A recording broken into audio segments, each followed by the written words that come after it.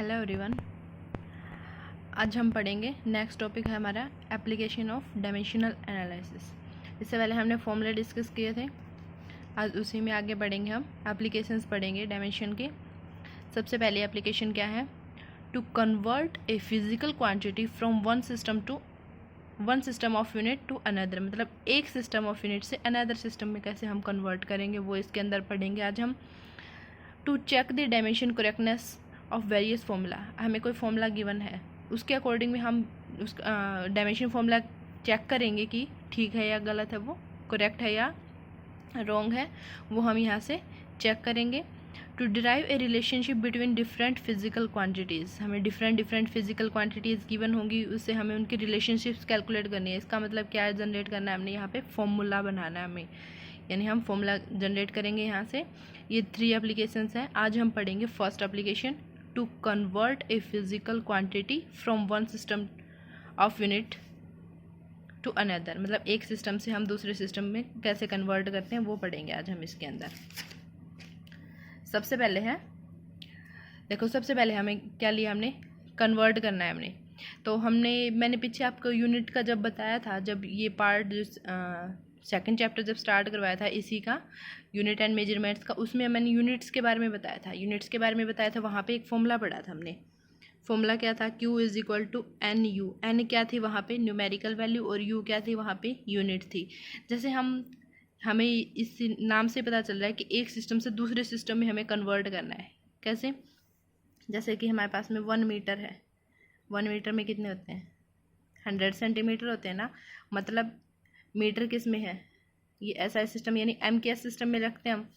और जो सेंटीमीटर वो किस में है? CGS सिस्टम में है हमारा। तो मतलब 1 मीटर में हमें 100 सेंटीमीटर में मतलब मीटर से हमें सेंटीमीटर में हमें कन्वर्ट करना है। कैसे करेंगे? या फिर हम ऐसे भी पता कर सकते हैं कि 1 मीटर में कितने सेंटीमीटर होते हैं, ये भी फाइंड आउट कर सकते हैं हम यहाँ से। ऐसे ही हम कोई अनदर यूनिट पढ़ें कि 1 kg है, उसके अंदर 1000 ग्राम होते हैं, तो ये भी हम पता कर सकते हैं। या फिर यहाँ पे हम कितने 1000 होते हैं 1 kg के अंदर, ये भी पता कर सकते हैं इसके अंदर। इसके लिए हम इसका फॉर्मूला कैलकुलेट करेंगे। देखो सबसे पहले यहाँ पे 1 तो क्या है? न्यूमेरिकल वैल्यू है। मीटर क्या है? उसकी यूनिट है। तो मतलब ये हो गया। अब 2 लिया हमने, ये MKS और CGS दोनों यूज़ किए ना, तो इन दोनों के लिए हमारा जो ये फॉर्मूला ये कैसे बन जाएगा? Q इज इक्वल टू कितना हो जाएगा? N1 U1 फर्स्ट सिस्टम के लिए हो गया, is equal to second system के लिए कितना हो जाएगा? N2 U2। आगे इतना समझ में? इसके आगे देखो कैसे लिख रखा है, let M1 L1 and T1 be the size of fundamental units. ये हमें साइज ऑफ फंडामेंटल यूनिट्स ले रखे हैं। किस किस के हैं ये? मास, लेंथ एंड टाइम। यानी जो फर्स्ट सिस्टम है उसका मास कितना है? M1 है। सेकेंड सिस्टम का मास फर्स्ट सिस्टम का मास M1 है। लेंथ कितनी है उसकी? L1 एंड टाइम कितना है उसका? T1। ऐसे ही अनदर जो सिस्टम ले रखा है उसका कितना ले रखा है? M2 L2 and T2। अब यहाँ पे देखिए हम इसको कैसे लिखेंगे। जैसे ये हमारे पास में N1 तो न्यूमेरिकल वैल्यू है, U क्या है? उसकी यूनिट है। तो यहाँ पे U1 की वैल्यू हमें लिख ली। U1 यूनिट होगी ना, मतलब यूनिट होगी तो उसका डायमेंशन होगा। हमने ये कंसिडर कर लिया कि M1 L1 T1 ये जो यूनिट है ये डायमेंशन हमने ले लिया, U1 का ले लिया। लेकिन जब हम डायमेंशन लिखते हैं तो उसकी कुछ ना कुछ पावर्स भी होती है ना, तो यहाँ पे हमने पावर ले ली, इसकी पावर A है, B और C ऐसे डिनोट कर दी। अब कोई भी फिजिकल क्वांटिटी होगी उसका डायमेंशन होगा तो यहाँ पे कोई उसकी पावर्स भी मिलेंगी, वो हमने ABC से रिप्रेजेंट कर दी। ऐसे ही हम सेकंड का जो लेंगे वो किस में लेंगे? U2 इज इक्वल टू कितना हो जाएगा हमारे पास में? M2 L2 T2, और पावर्स कितनी ले ली हमने? ABC। एक सिस्टम से अगर हम दूसरे सिस्टम में कन्वर्ट करेंगे डायमेंशन फॉर्मूला, तो ये जो पावर्स हैं ये क्या रहेंगी? हमारी सेम रहती हैं, ये इनमें कोई चेंज नहीं होती। जैसे हम वर्क का पढ़ते हैं, वर्क जो उसका हम अगर डायमेंशन फॉर्मूला CGS में, या मतलब कोई भी यूनिट हम CGS यूज़ करें चाहे SI सिस्टम यूज़ करें, लेकिन वर्क का जो डायमेंशन फॉर्मूला है वो तो सेम रहेगा ना दोनों के लिए। तो यानी ये पावर्स क्या रहेंगी? सेम रहेंगी। अब आगे हम इसका फॉर्मूला जनरेट करते हैं। देखो कैसे करेंगे, इसके अंदर पुट करो N1 U1 is equal to कितना है? N2 U2। N1 हमने सेम रख लिया, U1 की वैल्यू कितनी है? M1 कैपिटल रखना है, ये M1 इसकी पावर A है, L1 की पावर B है, और T1 की पावर कितनी है? C है। ऐसे इज इक्वल टू कितना है N2 और U2 कितना है हमारे पास में M2 की पावर A, L2 की पावर B और T2 की पावर कितनी है C। अब यहाँ से देखिए अगर हम N2 की वैल्यू फाइंड आउट करें तो ये वाले इसकी मल्टीप्लाई में इधर आके क्या हो जाएगी, डिवाइड में हो जाएगी ना, यानी N1 इज इक्वल टू कितना, N1 इंटू में कितना आ जाएगा M1A L1B एंड T1 की पावर C अपॉन में कितना आ जाएगा M2 की पावर A L2 की पावर B एंड T2 की पावर C। ये बन गया और ये किसके इक्वल बना है हमारा N2 के इक्वल बना है। अब देखिए यहाँ पे इसकी भी पावर A है और इसकी भी पावर A है, तो हम इसको कैसे लिख सकते हैं, ये N2 में इस साइड लिख सकती हूँ ना, इसको हम कैसे लिखेंगे M1 अपॉन में M2, इसकी पावर कैसे लिख सकते हैं हम A और यहाँ पे कितना आ जाएगा L1 अपॉन में L2 और इसकी पावर कितनी आ जाएगी B और यहाँ पे कितना आ जाएगा T1 अपॉन में T2 और इसकी पावर C और साथ में क्या है N1 है तो यहाँ पे क्या आ जाएगा हमारे पास में N1 आ जाएगा। मतलब ये हमारे पास में क्या हो गया, फॉर्मूला जनरेट हो गया। एक सिस्टम से जब दूसरे सिस्टम में हम कन्वर्ट करते हैं ना तो ये वाला फॉर्मूला यूज़ करेंगे हम न्यूमेरिकल के लिए। अब यहाँ तक तो आपको ये थोड़ा अच्छे से समझ में नहीं आया होगा, लेकिन जब हम इसके न्यूमेरिकल्स करेंगे ना तो आपको और भी अच्छे से समझ में आ जाएगा। देखते हैं हम फर्स्ट न्यूमेरिकल देखते हैं इसका। फर्स्ट न्यूमेरिकल हम करेंगे कि हमने ले लिया कि 1 जूल हमारे पास में, उसको CGS में कन्वर्ट करना है। आपको पता है वर्क या फिर एनर्जी की यूनिट क्या होती है, जूल होती है ना, और CGS में क्या यूज़ करते हैं हम, अर्ग यूज़ करते हैं ना, तो मतलब 1 जूल कन्वर्ट इनटू अर्ग। लिख देती हूँ मैं न्यूमेरिकल। देखिए क्या लिखा हमने, कन्वर्ट 1 जूल इनटू अर्ग, अर्ग में कन्वर्ट करना है हमने इसको। तो सबसे पहले हमें पता होना चाहिए कि जूल किसकी यूनिट है और जूल किसके लिए यूज़ करते हैं हम CGS में यूज़ करते हैं, और अर्ग क्या यूज़ करते हैं हम, जूल हम SI सिस्टम के लिए यूज़ करते हैं और अर्ग किसके लिए यूज़ करते हैं CGS सिस्टम के लिए यूज़ करते हैं। और किसकी यूनिट है, ये एनर्जी की है, तो हम यहाँ पे लिखेंगे joule is the SI unit of energy and erg is the CGS unit of energy। पता चल गया इतना। अब इसके बाद में हम क्या लिखेंगे, डायमेंशन फॉर्मूला लिखेंगे एनर्जी का। तो यहाँ पे क्या लिखेंगे हम, dimensional formula of energy. Energy का कितना होता है M1 L2 T-2, ये होता है डायमेंशन फॉर्मूला। अब A की वैल्यू यहाँ पे कितनी है 1, B की वैल्यू कितनी है 2 और C की वैल्यू कितनी है -2। तो यहाँ पे A is equal to 1, B is equal to 2 and C is equal to कितना आ जाएगा -2। आगे इतना समझ में। अब यहाँ पे हम अलग अलग लिख लेते हैं, SI सिस्टम इधर लिख लेंगे और CGS सिस्टम इधर लिख लेंगे हम। N1 की वैल्यू कितना दे रखा हमें 1 जूल दे रखा है ना, तो N1 की वैल्यू कितनी हो जाएगी हमारे पास में 1। M1 ये किस में SI मतलब M केस में है, तो मास को किस में यूज़ करते हैं हम, किलोग्राम में यूज़ करते हो, तो यहाँ पे कितना आ जाएगा 1 kg। L1 कितना हो जाएगा, लेंथ को किस में लेते हैं हम, मीटर में लेते हैं, तो ये 1 मीटर और टाइम कितना आ जाएगा हमारा 1 सेकेंड। CGS में N2 की वैल्यू तो गिवन नहीं है हमें, तो ये हमें कैलकुलेट करनी है। M2 मास को किस में लेते हैं हम CGS के अंदर, ग्राम में लेते हैं, तो यहाँ पे हो जाएगा हमारा 1 ग्राम। और L2 कितना हो जाएगा 1 सेंटीमीटर एंड T2 कितना हो जाएगा 1 सेकेंड। आगे इतना समझ में। इसके बाद में हमने फॉर्मूला क्या लिखा था, फॉर्मूला लिख लेते हैं। यहाँ पे हम फॉर्मूला लिखा था हमने N2 is equal to N1 M1 by M2 और इसकी पावर कितनी थी A, L1 बाई L2 इसकी पावर कितनी थी B and T1 by T2 और इसकी पावर कितनी थी C। अब इनकी वैल्यूज़ लिख लेते हैं। N1 की वैल्यू कितनी है 1, M1 की वैल्यू कितनी है 1 kg है, अपॉन में M2 की वैल्यू कितनी है 1 ग्राम है, और इसकी पावर कितनी है, A की पावर कितनी है यहाँ पे 1। L1 की वैल्यू कितनी है 1 मीटर, अपॉन में L2 की वैल्यू कितनी है 1 सेंटीमीटर, और इसकी पावर कितनी है यहाँ पे B की वैल्यू कितनी है 2, तो यहाँ पे कितना आ जाएगा 2 एंड T1 की वैल्यू कितनी है 1 सेकेंड, अपॉन में यहाँ पे भी कितना आ जाएगा 1 सेकेंड, और पावर कितनी है -2। अब इनको लिख लो। 1 किलोग्राम में कितने ग्राम होते हैं 1000 होते हैं, तो यहाँ पे कैसे लिख सकते हैं हम 1000 ग्राम बाई 1 ग्राम, पावर 1 ही है। यहाँ पे 1 मीटर में कितने सेंटीमीटर हो जाएंगे? 100 सेंटीमीटर। तो यहाँ पे लिख दिया हमने 100 सेंटीमीटर बाई 1 सेंटीमीटर। और पावर कितनी है? 2। पावर का ध्यान रखना है, साथ में लिखनी है आपने 1 सेकेंड। 1 बाई 1 सेकेंड है तो 1 ही है ना, तो इसकी 1 सेकेंड बाई 1 सेकेंड, और इसकी पावर कितनी है? -2। आगे इतना समझ में। अब आगे इसको कैलकुलेट करते हैं। ये कितना आ गया? 1000। ये कितना हो गया? 100। 100 की पावर कितनी है? 2। ये लिख लेते हैं हम। 1000 इंटू 100 की पावर 2 कितना हो जाएगा?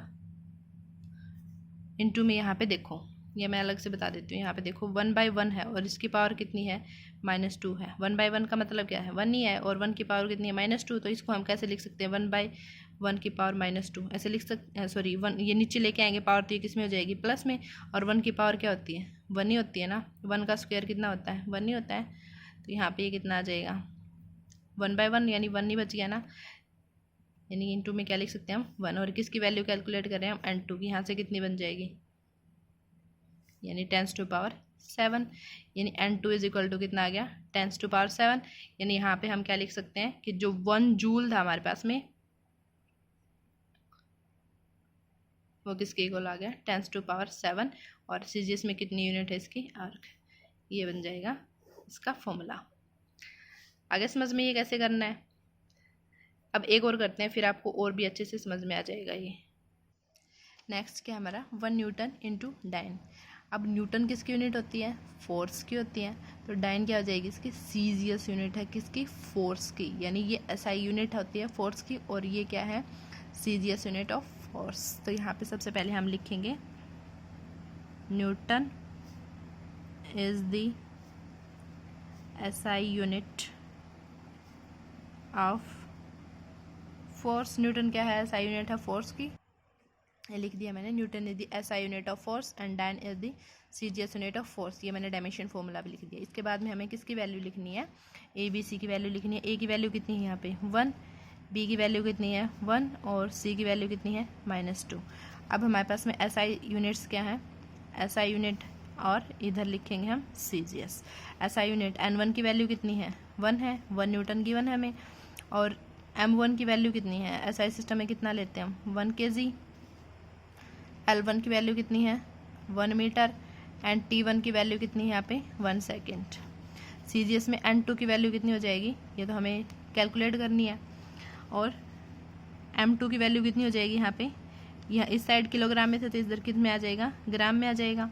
और L2 की वैल्यू कितनी आ जाएगी? 1 सेंटीमीटर। एंड T2 की वैल्यू कितनी आ जाएगी? 1 सेकेंड। फॉर्मूला लिखते हैं हम। फॉर्मूला क्या था हमारे पास में? N2 is equals to N1 M1 by M2 और इसकी power A, L1 by L2 और इसकी पावर हो जाएगी B, और T1 बाई T2 और इसकी पावर हो जाएगी C। लिखते हैं अब इसको। N1 की वैल्यू कितनी है यहाँ पे? 1 है। M1 की वैल्यू कितनी है यहाँ पे? 1 किलोग्राम है। डायरेक्ट लिख दूँ यहाँ पे, कितना हो जाएगा? 1000 ग्राम। अपॉन में कितना आ जाएगा? 1 ग्राम। और पावर कितनी है इसकी यहाँ पे? पावर कितनी है? A की वैल्यू कितनी है? 1। L1 की वैल्यू कितनी है हमारे पास में? 1 मीटर है। और 1 मीटर से सेंटीमीटर में कन्वर्ट करेंगे, कितना हो जाएगा? 100 सेंटीमीटर। ये आपको पता चल गया ना क्यों किया? क्योंकि यहाँ पे 1 मीटर लिखेंगे और L2 किस में है? सेंटीमीटर में है। तो हमें ऊपर मीटर को सेंटीमीटर में कन्वर्ट करना पड़ेगा। कितना हो जाएगा? 100 सेंटीमीटर हो जाएगा। और अपॉन में कितना आ गया? 1 सेंटीमीटर। और इसकी पावर कितनी है? B की वैल्यू भी कितनी है? 1। और T1 बाई T2 है, यानी 1 सेकेंड बाई 1 सेकेंड। और इसकी पावर कितनी है? -2। सोल्व करो अब इसको, कितना आ जाएगा? यहाँ से आ गया हमारे पास में 1000 और यहाँ से आ गया 100। और ये अभी आपको बताया था कितना हो जाएगा? 1 हो जाएगा। इंटू में 1, यानी वैल्यू कितनी आ गई? 10⁻5। किसकी वैल्यू आई? ये N2 की वैल्यू। तो यहाँ से हम बता सकते हैं कि जो 1 न्यूटन है हमारा, वो किसके इक्वल होता है? 10⁻5 डाइन। आगे अब आपको ये समझ में अच्छे से। अब एक न्यूमेरिकल और करते हैं इसके ऊपर, और भी अच्छे से क्लियर हो जाएगा आपको। नेक्स्ट न्यूमेरिकल क्या है हमारे पास में? 1 metre, 1 kilogram and 1 minute are taken as the fundamental unit. The magnitude of force is 36 unit what will be the value of the force in CGS system, मतलब जो हमें गिवन है ये SI सिस्टम में गिवन है, हमें CGS में calculate करनी है और वैल्यूज़ क्या क्या यूज़ करनी है। अब की बार हम खुद से नहीं लेंगे, SI सिस्टम और CGS के अकॉर्डिंग नहीं लेंगे, इसमें वैल्यूज़ गिवन है। SI सिस्टम की वैल्यूज़ क्या दे रखी है हमें, 1 मीटर ये लेंथ के लिए है, 1 किलोग्राम ये मास के लिए है, एंड 1 मिनट ये किसके लिए है, टाइम के लिए है। ये मिनट में गिवन है, आपकी बात सेकंड में नहीं लेना है हमने। अब सबसे पहले हम क्या लिखेंगे, डायमेंशन फॉर्मूला लिखेंगे, किसका, फोर्स की बात कर रहे हैं हम। यहाँ पे लिखेंगे हम डायमेंशनल फॉर्मूला ऑफ फोर्स। क्या होता है डायमेंशन फॉर्मूला, MLT - 2। अगर हम ऐसे लिखते हैं इसका मतलब क्या होता है, M की पावर भी 1 है और L की पावर भी कितनी है, 1 है। अब इसके बाद में देखो ABC की वैल्यू लिखते हैं, A की वैल्यू कितनी आ जाएगी, 1, B की वैल्यू कितनी आ जाएगी, 1, एंड C की वैल्यू कितनी आ जाएगी, -2। आगे इतना समझ में। इसके बाद में गिवन सिस्टम क्या है हमारे पास में,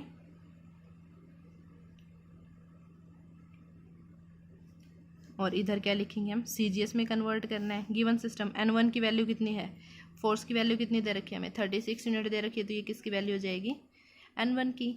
M1 की वैल्यू कितनी है हमारे पास में, 1 किलोग्राम दे रखा है, और L1 की वैल्यू कितनी है हमारे पास में, 1 मीटर है, एंड T1 की वैल्यू कितनी है, 1 मिनट गिवन हमें, तो यहाँ पे हमने लिख दिया 1 मिनट। सेकंड में नहीं लिखना है, यहाँ पे क्या लेंगे हम, मिनट।